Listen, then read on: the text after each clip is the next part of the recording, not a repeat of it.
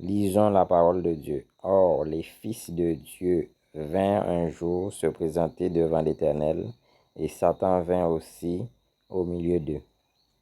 L'Éternel dit à Satan, « D'où viens-tu? » Et Satan répondit à l'Éternel de parcourir la terre et de m'y promener. L'Éternel dit à Satan, « As-tu remarqué mon serviteur Job? Il n'y a personne comme lui sur la terre. C'est un homme intègre et droit, craignant Dieu et se détournant du mal. » Et Satan répondit à l'Éternel, « Est-ce d'une manière désintéressée que Job craint l'Éternel? Ne l'as-tu pas protégé, lui, sa maison et tout ce qui est à lui? Tu as béni l'œuvre de ses mains, et ses troupeaux couvrent le pays. Mais étends ta main, touche à tout ce qui lui appartient, et je suis sûr qu'il te maudit en face. » L'Éternel dit à Satan, « Voici tout ce qui lui appartient, je te le livre. Seulement ne porte pas la main sur lui. » Et Satan se retira devant la face de l'Éternel. Amen, amen, amen. La Bible dit, les fils de Dieu vinrent un jour se présenter devant l'Éternel, et Satan vint aussi au milieu d'eux. Mais comment ça se fait que Satan, qui a été précipité sur la terre, vient se présenter devant l'Éternel Dieu? Pourquoi Dieu permet-il ça?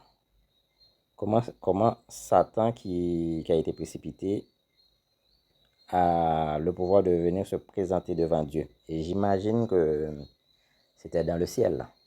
Donc, il a été précipité vers la terre, et maintenant, il va au ciel pour se présenter devant Dieu. Mais comment ça se fait que toi, qui es enfant de Dieu, que tu n'as pas de conversation avec Dieu, et que Satan, lui, qui a été précipité sur la terre, a une conversation avec Dieu? Donc, Job était un homme riche avec de très grands biens. Il avait des troupeaux en abondance. Il avait une femme et des enfants. Il se réjouissait sur la terre. Mais ce que Job ne savait pas, il ne savait pas ce qui allait lui arriver. Beaucoup de gens sur la terre, qu'ils soient riches ou pauvres, aiment profiter de la vie, aiment aller en boîte, aiment aller danser, sans trop se préoccuper de ce qui pourrait leur arriver. Pourquoi? Parce qu'il y a un slogan qui résonne dans leur tête.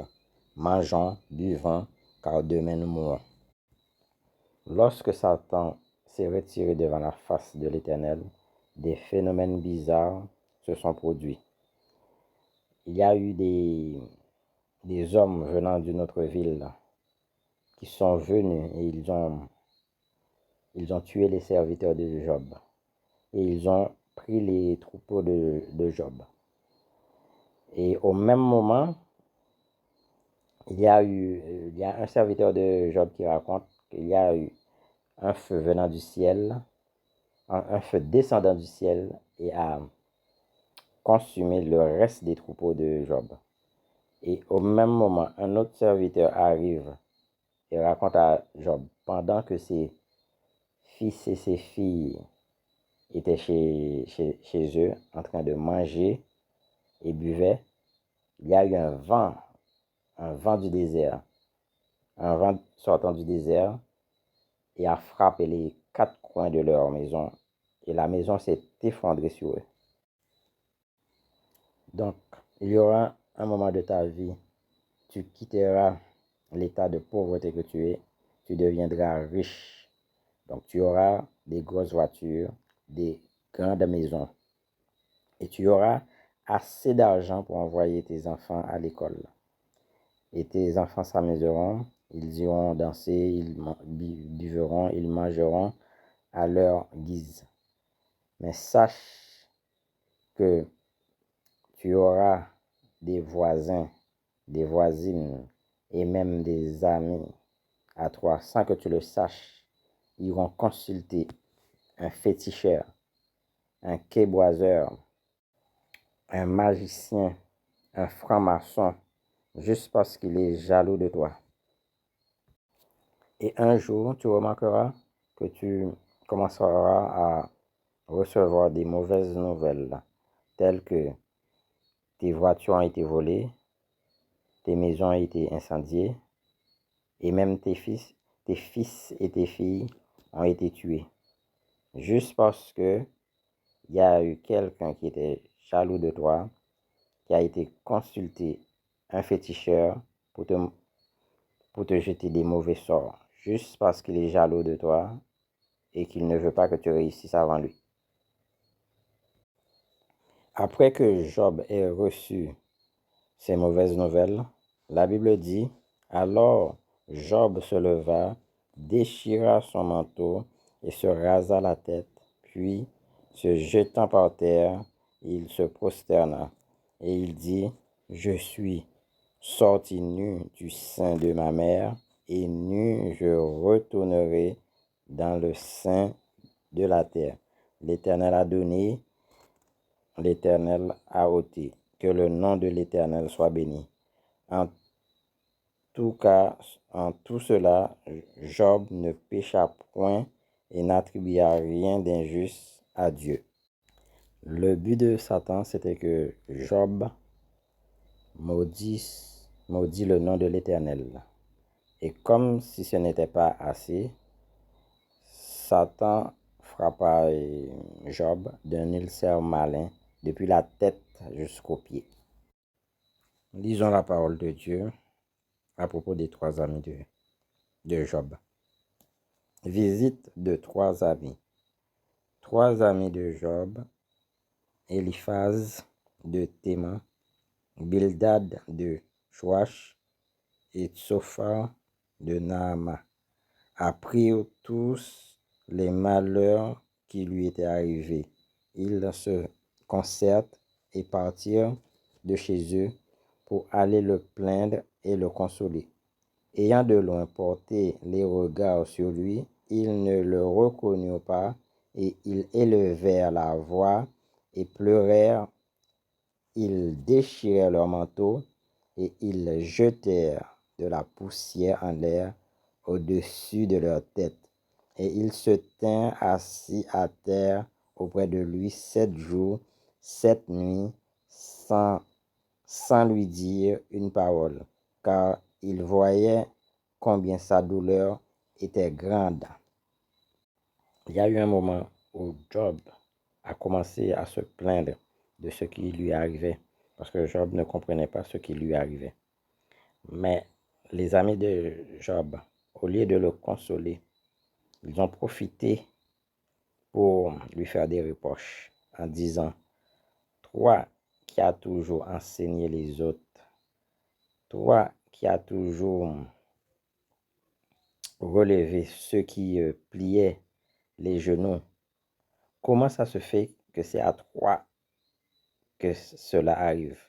Toi qui dis que tu as Dieu, comment ça se fait que c'est à toi que ça arrive? Donc ça prouve que ces gens-là n'étaient pas venus pour consoler Job. Ils étaient venus plutôt pour le critiquer.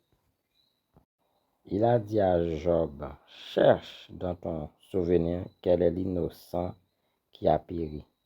Quels sont les justes qui ont été exterminés. Donc en gros, il veut faire quoi à Job? Ce qui lui est arrivé, cette maladie-là qui lui est arrivée, tous ces problèmes-là, tous ces malheurs-là qui se sont arrivés, c'est l'œuvre c'est parce qu'il a péché. Laissez-moi vous dire, lorsque vous serez dans le malheur, lorsque vous serez, vous tomberez malade, vous aurez des amis, des voisins qui viendront chez vous. Ils viendront dormir chez vous. Ils vont veiller avec vous. Ils feront semblant qu'ils viennent vous consoler. Mais ils attendront le bon moment pour vous faire des reproches. Ils vous diront, On a beau prier pour toi, on a beau jeûner pour toi, et tu es toujours malade. Cherche donc dans ton souvenir l'iniquité de tes fautes. Et il y aura une autre catégorie de personnes qui ne connaît pas Dieu, qui te dira, depuis le temps que tu es à l'église, tu es toujours malade. Ta vie ne change pas. Va donc chez les féticheurs. Ils te donneront la solution. C'est à peu près la même chose que la femme de Job a dit. En voyant son mari souffrir, la femme de Job a dit à Job, depuis le temps que tu es malade, tu ne guéris pas. Maudis Dieu et meurs.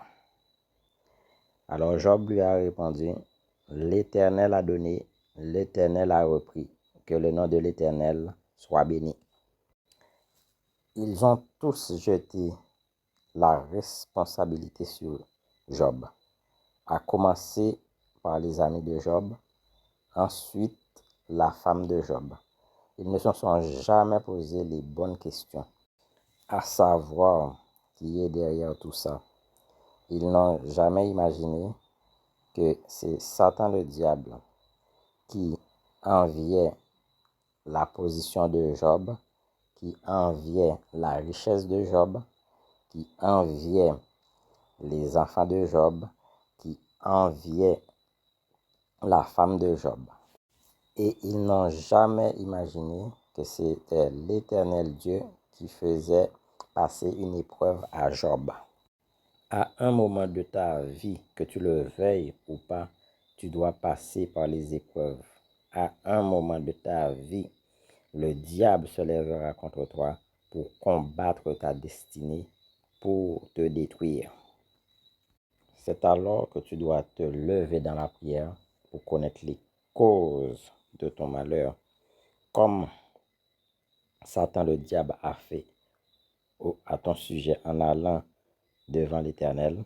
Tu dois faire pareil. Tu dois aller devant l'Éternel au sujet du diable.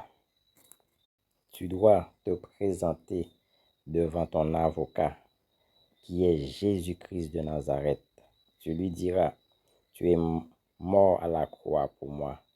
Ton sang a coulé à la croix pour moi. Et par tes meurtrissures, je suis guéri. Comment ça se fait que je suis malade? Comment ça se fait que j'ai tout ça de problèmes? C'est alors que ton avocat te répondra.